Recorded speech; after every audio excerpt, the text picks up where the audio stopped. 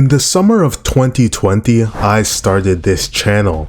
Originally, the entire ShiverAway brand was based around making satire videos, trolling, and overall making people mad for a good laugh. And as you can see, not much has changed. But specifically, I used to make these toxic PvP videos in a game called World of Magic. Videos were so vulgar that I had 2 community guideline strikes before even reaching 1k subscribers. My entire channel for some time essentially became a propaganda page for my guild in this game.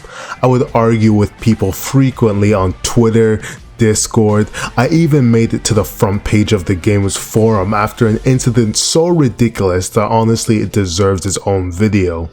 But underneath all that, the time I spent playing that game was some of the most fun I had ever had on Roblox. Hell, it was some of the most fun I've ever had playing a game in general. But why was that?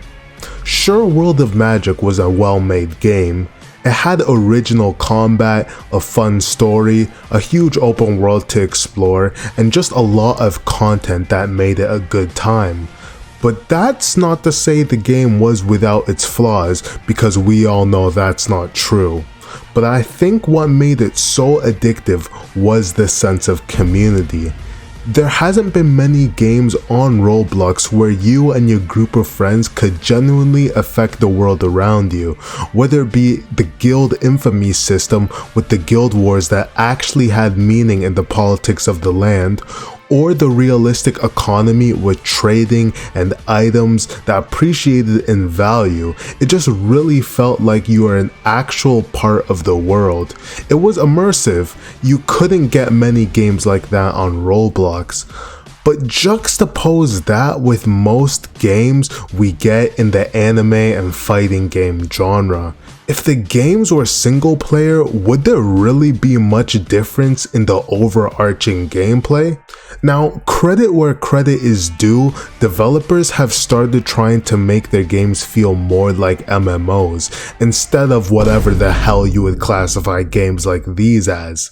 Another one of my favorite games on Roblox was a game called One Piece Golden Age. From an objective standpoint and disregarding the nostalgia, the game wasn't anything too crazy by today's standards, but I think what made that game leagues better than most One Piece games is the feeling that there was an actual world with top crews and individuals who you should fear and memorable community-wide events.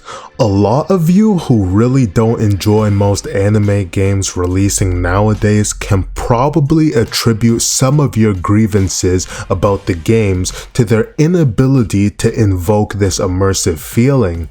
And so that brings me to the sequel of World of Magic, Arcane Odyssey by vetex games. I'm sure you've heard of it unless you've been living under a rock. It's the 3rd game in the Arcane universe, the first game being Arcane Adventures, which I have stated before, if I had to pick my favorite game on Roblox of all time, it would most definitely be Arcane Adventures. And Odyssey seems to be a complete revamp of World of Magic, and while many of the same systems in World of Magic are going to be present in the game, it seems like there is going to be a lot more content and overall better gameplay. For example, there's going to be ships and ship customization, which looks like it will be very, very nice. And you can progress your vessel alongside your character and engage in naval battles, which from the sneak peeks we have seen look pretty damn good. The addition of ships and other information we've got tells me that this game is actually going to be a true adventure game with exploration and not just a linear questing type game, which I am very down with. The ability creation system from World of Magic seems to be back, except with more options and variety, so people aren't going to all be using the same stuff, which really annoys me and other Roblox games. I like when there isn't a concrete meta and high high level players fighting isn't just a mirror match over and over again. And speaking of which, the most content we have seen in sneak peeks is the PvP. It's pretty refreshing to see a different type of combat that's not just a copy and pasted 5-hit combo string anime game M1 combat. There seems to be parrying and dodging and a lot of weapons which you can incorporate into your build. And I think that's going to be very fun collecting different items and seeing what fits with your playstyle. And again, I don't want to overhype anything because I have been disappointed time and time again, but this game, it just really seems legit. There is some serious attention to detail here, and the game has a Trello which outlines everything that's going to be added to the game or has already been added to the game, and they even planned out a few updates. Now, reading through the Trello, if the game releases with everything that it has there, I think that it will really be a masterpiece. Like, progression looks very refreshing, the quests actually make you think and involves exploring, as well as random events which will make the game feel alive. Now, all of this is good, but what really makes this game the one that I am most excited for is the fact that they seem to be going really hard with the community aspect of the game.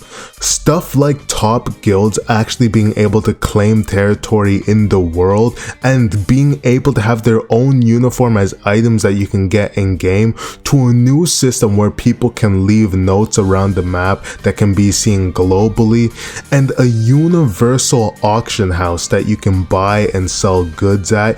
It really does look like this is going to be an immersive experience. The game is genuinely trying things that has never been attempted on Roblox, and it looks like this can be revolutionary.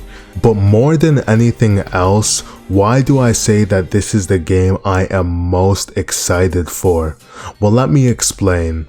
Roblox development is a game of trends. Developers make what is in and what players are going to play. It's why we see so many simulators now, because that's what's popular. But consider this, imagine if Arcane Odyssey releases and the game is so big and it stays big with update after update, with a die-hard community of people who expect the same quality of games whenever they play Roblox.